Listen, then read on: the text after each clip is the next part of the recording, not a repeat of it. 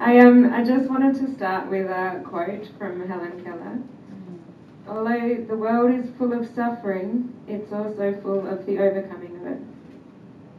When I first noticed some strange symptoms, I was 28, fit, and working as a remote area emergency nurse. I was stationed in a tiny remote island of Papua New Guinea, and the company I worked for also coordinated air retrievals. I knew how hard it was to be medically evacuated, and for this reason I didn't tell anyone I was unwell. By the time I got home, my whole left side was affected. I was left-handed and I couldn't hold a pen in my hand. They told me I had tumefactive MS because my lesions were really large and very unusual looking. And then when my new neurologist 6 months later said, "This isn't MS, I think you have NMO," all I could remember was being told that if it's not MS, it's universally worse. I was scared.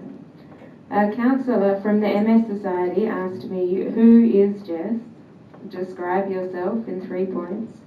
And I thought carefully and I thought, I am a remote area emergency nurse. I play volleyball in the WA State Super League, and Clint and I are best friends and partners, and we travel and mountain bike together. And I cried because all of these things seemed impossible. I probably cried every day for 6 months, but I promised I'd work on just these 3 things. I found a notepad at home and I started writing at least 3 hours a day. I focused on my right hand. I decided I was going to become right-handed, and I did. After 7 months, I started working again a few days a week. It was not what I expected. It was really boring. I was exhausted and grumpy. But I focused on really basic skills like taking a blood pressure or a pulse with my right hand. As I improved, I had a few different jobs until I negotiated the perfect one. I now work from home for the very company I talked about before. I offer medical advice to remote areas, and I coordinate an air retrieval service. It's not the same job that I had before, but it's a compromise. My second defining criteria was my sport. When I first got sick, I had unrealistic expectations. I went to boot camp in my local park every day, and I fell over a lot, and I was covered in bruises, and I didn't improve. So I found a physio that specialises in individualised yoga programs. We worked on my balance and proprioception, and then my strength. And this program improved every part of my physical health and in turn my mental health. I'm actually back playing volleyball and netball in the WA State Super League. I'm not in the top team anymore.